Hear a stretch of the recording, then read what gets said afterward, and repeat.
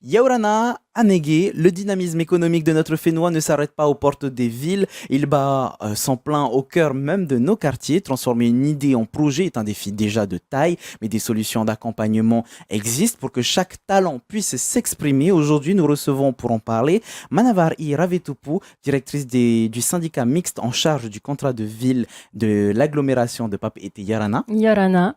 Et Ludovic Pagnassiri, qui est directeur des opérations à l'ADI Polynésie Yarana. Yana.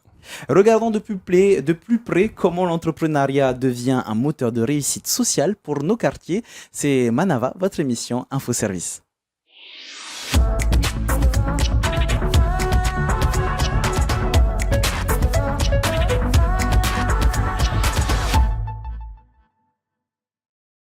Au début du mois de février, l'ADI a mené une vaste semaine de sensibilisation pour aller à la rencontre des habitants des quartiers prioritaires pour leur présenter des solutions concrètes et les aider à transformer leurs idées en véritables projets d'entreprise.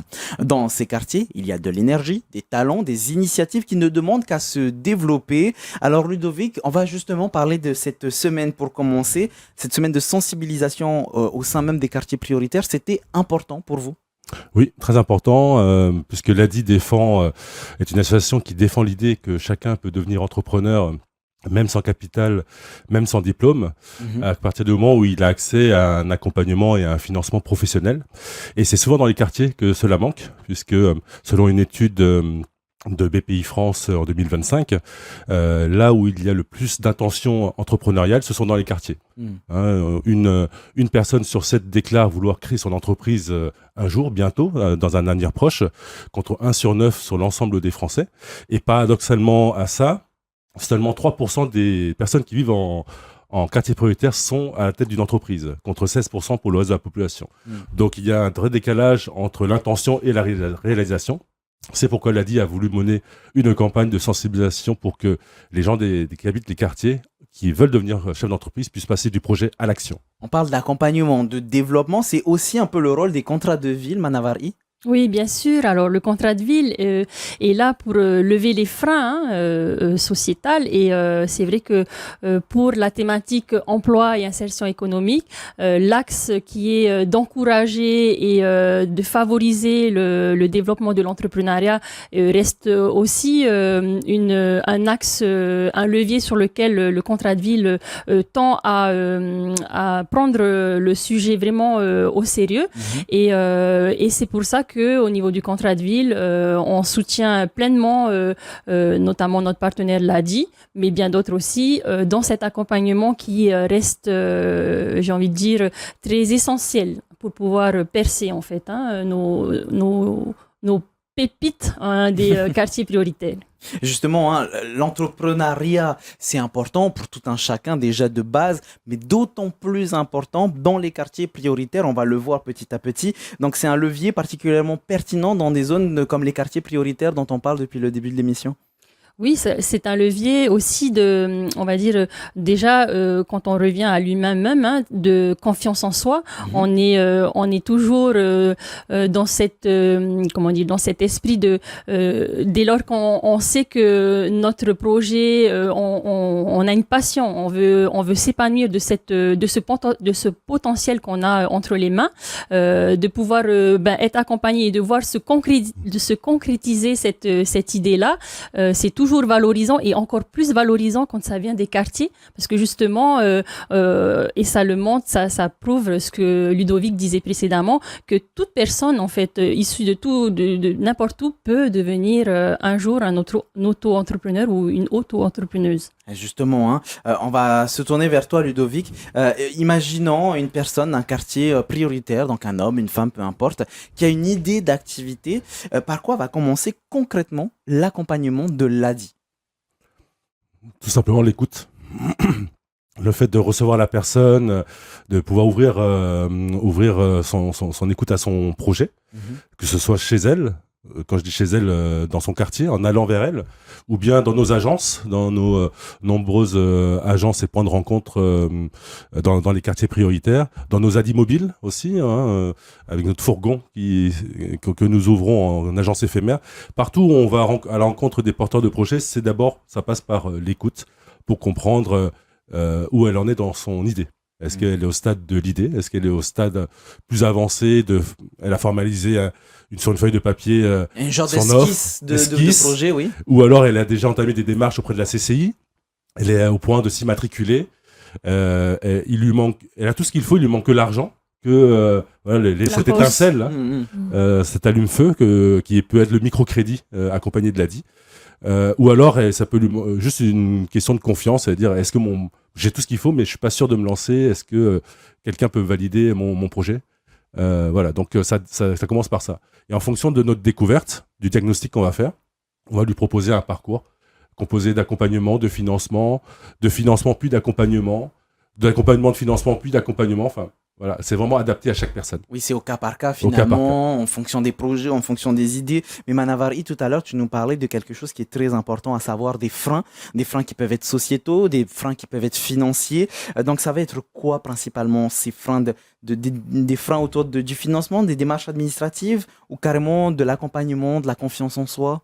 Il y a plusieurs freins qui puissent exister, notamment des freins de mobilité, de pouvoir avoir un moyen de locomotion pour pouvoir se rendre, ne serait-ce dans les structures qui accompagnent, c'est où on retrouve ces dispositifs d'aide et d'accompagnement à l'auto-entrepreneuriat. Des freins notamment pour les gardes d'enfants, pour que des potentiels, des futurs mères au foyer qui souhaiteraient développer une activité puissent avoir un service qui puisse garder leurs enfants pendant que la mère au foyer veut prendre le temps qu'il faut pour pouvoir constituer son projet et tout, être accompagné. Donc, il y a des freins de cet ordre-là. Après, la confiance en soi, comme on disait tout à l'heure. Donc, ça, c'est très important parce que j'ai envie de dire que c'est le moteur en fait. Si la personne n'a déjà pas assez confiance en elle et qu'elle n'a pas forcément cet accompagnement ou ce regard extérieur qui vient dire non, ton projet est tout à fait viable et on te soutient et on va t'aider à structurer progressivement l'aboutissement de ton projet. Donc voilà, il y a des freins, comme me disait aussi Ludovic, des freins financiers. Donc c'est pour ça que l'ADI vient sur l'apport des microcrédits. Et donc voilà, il y a toutes sortes de freins et quand la motivation est là et comme on dit, quand on veut, on peut. Donc quand la motivation est là et que tout l'environnement qui est autour est favorable et qui voilà, il y a toutes les pierres qu'il faut, ça va aller. Il y aura un aboutissement à la suite. Celles et ceux qui ont déjà entrepris savent à quel point ça peut être compliqué, parfois dans la confiance en soi, dans la confiance en son projet, de pouvoir évoluer. Et c'est pour ça, Ludovic, que je me tourne vers toi pour parler de cette écoute. Tu as parlé tout à l'heure d'écoute, mais l'ouverture aussi à l'autre, ne pas hésiter à demander des conseils, ça c'est important pour briser les freins dont on parlait un peu plus tôt avec Manavari. Il faut surtout demander beaucoup de conseils. Il faut se faire accompagner. Quand on regarde l'ensemble des entreprises qui sont pérennes au bout de 3 ans, on remarque que 80% d'entre elles ont été accompagnées. Donc c'est vraiment un atout pour pouvoir développer et pérenniser son activité. Donc il faut user de l'accompagnement. Il y a beaucoup de structures qui accompagnent, qui financent, d'acteurs dans l'entrepreneuriat. Et les personnes ne le savent pas forcément. Donc, aller chercher des informations pour trouver le ou les bons interlocuteurs qui peuvent les aider à faire grandir l'entreprise, le faire lancer, développer. Et elle a dit, dans l'accompagnement que nous proposons, financier d'une part, mais dans l'accompagnement technique, c'est individuel ou bien sous forme de formation collective. On a une formation qui s'appelle « J'entreprends avec l'ADI », qui dure 2 jours et demi, où les porteurs de projets vont pouvoir venir se former sur les bases fondamentales des qualités d'un entrepreneur, d'un chef d'entreprise, sur le savoir-être et quelques notions essentielles sur le savoir-faire. Sur le savoir-être, c'est déjà gagner en confiance, prendre conscience de ses qualités, prendre conscience de ses ressources personnelles et de son environnement. Et quand on parle de ressources, c'est financier, mais aussi humain, ressources humaines. Son entourage qui peut être des personnes qui peuvent développer le réseau, des personnes qui peuvent les aider à gagner en confiance. Vecteur de développement finalement pour chaque entreprise qui peuvent être créées. Voilà. Se rendre compte aussi de ce que nous avons autour de soi, finalement c'est comme si ouvrir son frigo et cuisiner avec ce qu'on a dans le frigo, et c'est souvent très bon ce qu'on va faire à manger. Et bien c'est commencer comme ça que nous proposons de l'accompagnement de l'ADI, sans avoir besoin de faire un business plan à 3 ans et d'avoir 10 millions de francs pour démarrer. Le microcrédit de l'ADI, c'est 2 millions de francs maximum, 1,4 million pour le démarrage, 2 millions pour le développement. On prête 700 000 francs en moyenne, et avec 700 000 francs, on finance déjà 2500 projets par an, parce que l'accompagnement permet aux personnes de réduire leur plan de financement de départ, et de démarrer pour petit à petit et grandir ensuite. Donc cet accompagnement de l'ADI, il est progressif. Et c'est pour ça que c'est important aussi de pouvoir bien préciser, on le dit déjà depuis tout à l'heure, mais Manavari, que l'accompagnement financier, bien sûr que c'est très très très important, mais l'accompagnement, les formations, l'écoute, ce sont des domaines qui sont tout aussi importants et qu'il ne faut pas minimiser. Tout à fait. C'est, comme tu le dis, c'est des domaines qu'il ne faut pas minimiser, et j'ai envie de dire que c'est le premier... la première étape en fait, parce que après le financier viendra par la suite, mais déjà cet accompagnement personnalisé, vraiment c'est du sur-mesure en fait, en fonction de l'idée de la personne, de son projet. L'accompagnant va être vraiment à l'écoute et va pouvoir calibrer ce que ce projet va nécessiter, et puis même en fonction aussi de la personnalité de la personne, à quel niveau elle en est dans son estime de soi, dans sa confiance en elle par rapport à son projet. Et donc du coup c'est d'abord de lever tous ces freins là, de vraiment donner tous les moyens nécessaires, et après vient la suite de l'apport financier, quoi. On va dire que c'est une logique dans le processus. Bien sûr. Et c'est pour ça que chaque organisation institutionnelle, association, peu importe, viennent finalement de concert sur le terrain, que ce soit sur le terrain ou dans les bureaux, mais pour justement permettre un bon suivi, un bon accompagnement adapté à chaque profil et à chaque personne. Exactement, et c'est là tout le défi de l'importance du réseau, le partenariat entre toutes ces différentes institutions, ces différents partenaires. Donc il y a encore, et puis il faut toujours s'améliorer et progresser dans la structuration de ces partenariats-là, et c'est essentiel en fait. On peut pas chacun de son côté avancer. Bon, on va avancer, mais c'est sûr que plus, comme on dit, plus on est dans la boucle, plus on est bien, on sait qui fait quoi, on sait comment on peut aller solliciter les uns et les autres, comment est-ce qu'on peut bien collaborer ensemble, être en partenariat ensemble.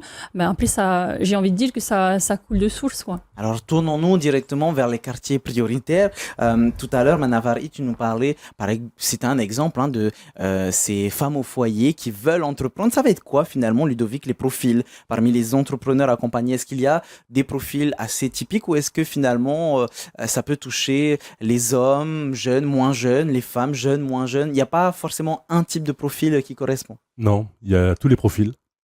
Et moi j'aime souvent dire qu'en Polynésie, sans vouloir forcément le promouvoir davantage qu'ailleurs, on a plus parmi les entrepreneurs qu'on finance, beaucoup de femmes. 52% de personnes financées à l'ADI sont des femmes entrepreneurs. Donc l'entrepreneuriat féminin est en plein boom, plein développement, et on est très content de voir cela, puisque ça a souvent été vu comme quelque chose de très masculin, le chef d'entreprise, et on voit de plus en plus arriver des chefs FE d'entreprise, et ça c'est très bien. Donc il n'y a pas de profil typique. On va rencontrer quand même beaucoup de jeunes. Les jeunes de moins de 30 ans sont des cibles, sont des personnes à qui on attache une importance particulière, parce que c'est l'avenir. Aussi, beaucoup de jeunes sont déscolarisés dans les quartiers, ne savent pas quoi faire. Ils ont plein d'idées, pourtant. Ils ont juste un manque de confiance en eux parce qu'ils ont quitté l'école trop tôt. Ils ont aussi un manque de confiance dans le système. Forcément, l'oreille qu'il fallait pour pouvoir les écouter. parce que du coup, ils ne savent pas trop comment ça fonctionne. Ils ont peur d'être broyés par le système s'ils entrent dedans en déclarant leur activité. Du coup, ils sont très débrouillards. Ils font des activités à petite échelle, hein, pour s'en sortir. On peut appeler ça de l'informel. Mais souvent, une de nos actions, c'est le parcours tremplin. C'est l'accompagnement tremplin qui permet d'accompagner ces entrepreneurs informels vers le formel, vers l'officialisation, en leur expliquer quels sont les avantages, en tout cas, qu'est-ce que ça veut dire d'avoir un numéro Tahiti, qu'est-ce que ça veut dire d'être officiel, ça veut dire des droits sociaux, des droits, des droits de prévoyance, des droits à la retraite. Ça veut dire aussi la possibilité de se montrer et de communiquer et de développer son activité et d'avoir une chance de grandir et de vraiment s'installer pleinement dans l'entrepreneuriat. Ça veut dire le droit d'être fier de son entreprise et de pouvoir en parler.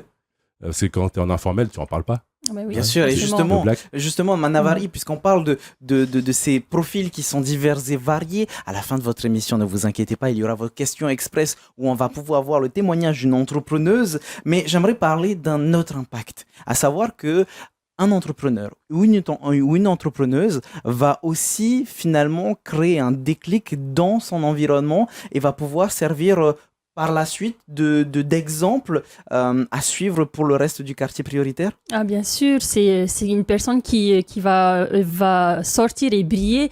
Forcément, elle va montrer la lumière aux autres autour d'elle, de cette personne. Et ça ne peut que susciter en fait la motivation et l'envie de d'autres personnes qui ont peut-être une petite idée qui émerge et qui n'osent pas juste franchir le cap et de voir en fait ces auto-entrepreneurs ou entrepreneuses qui on va dire qui s'émancipent, ça ne peut que leur donner un espoir et puis les décider à franchir le pas et ensuite à se tourner vers tous les dispositifs d'accompagnement qui puissent exister. Et puis même au-delà de l'entrepreneuriat, c'est normal, hein, le travail donne encore plus envie de travailler à ceux qui sont autour de soi. Mais je parlais surtout de si on a besoin de personnes dans son entreprise, par exemple, tout de suite, on va penser au quartier que l'on connaît bien, de savoir que, tiens, je sais qu'il y a le voisin de là-bas, qui a des gros bras,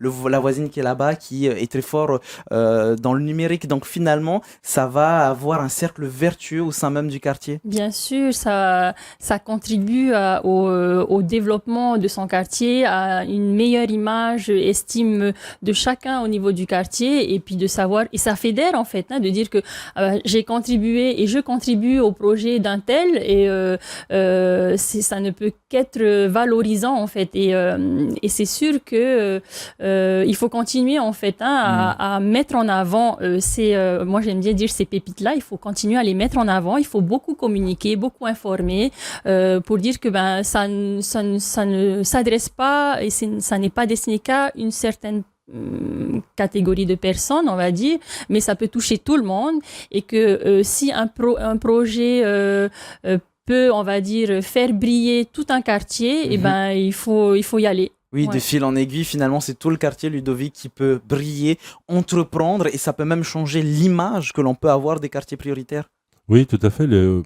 On sait qu'il y a beaucoup de talents dans les quartiers prioritaires, il y a beaucoup d'initiatives. L'entrepreneuriat fait partie de ces leviers qui peuvent faire changer le quartier, mais pas que. C'est un ensemble en fait, parce que l'entrepreneuriat c'est la dignité par le travail, être son propre patron, c'est l'indépendance, c'est la capacité à gagner en estime de soi. Mais pour que le quartier vive bien, on a besoin que le quartier se développe, mais aussi au niveau de l'aménagement, au niveau de la santé, au niveau de la sécurité. Donc, et plus on réussit dans la vie, et plus ces sujets-là, on va s'y intéresser. Alors que lorsqu'on est dans la précarité en marge, tous ces sujets qui vont concourir au fait que le développement global du quartier puisse se faire, eh bien, on s'y intéresse pas. C'est presque optionnel finalement. Voilà. Et donc, nous, on entre dans le développement des quartiers par l'entrepreneuriat. On est avec le contrat de ville dans ce champ-là. Il y a d'autres champs dans le contrat de ville. Et c'est un travail d'équipe pour les quartiers. Et justement, quoi de mieux pour illustrer tous nos propos qu'un témoignage une entrepreneuse, elle s'appelle Aloha et elle est pilote de drone. On vous laisse regarder ça en images dans vos questions express. Yorana, je m'appelle Aloha Wong et je suis ici pour vous présenter mon activité qui est télépilote de drone. Je suis télépilote de drone professionnel et j'ai créé Polynesian Skyviews. À travers mon entreprise, je propose des prestations de drone pour faire de la photographie, des vidéos et je me spécialise dans la cartographie et la photogrammétrie. En 2024, j'ai eu l'opportunité de passer la formation théorique et pratique. Par la suite, je me suis rendu compte que j'étais douée dans le pilotage de drone. J'ai décidé de passer les examens où j'ai réussi du premier coup. Me lancer dans l'entrepreneuriat a été un véritable défi. La première difficulté a été de croire en moi, mais surtout de croire en la légitimité de mon projet. Par la suite, il y a eu l'investissement de mon matériel professionnel et les démarches administratives qui ont été un peu impressionnantes au début. Par la suite, il a fallu me faire connaître, gagner la confiance des clients et surtout me faire une place dans un domaine qui est encore très masculin. L'ADI a d'abord été le levier dans mon parcours. Grâce à cette association, j'ai pu avoir le financement nécessaire pour investir dans du matériel professionnel, ce qui est essentiel pour démarrer dans de bonnes conditions. Au-delà de l'aspect financier, l'ADI m'a accompagnée dans toutes les démarches, dans le suivi et m'aider dans tout ce qui est la gestion d'entreprise. Je me suis sentie plus en confiance pour mieux structurer mon projet. Je ne pense pas que je me serais lancée dans ce projet si je n'avais pas eu l'accompagnement de l'ADI, parce que l'ADI a été le moyen pour moi le plus accessible et le plus rapide pour avoir un financement.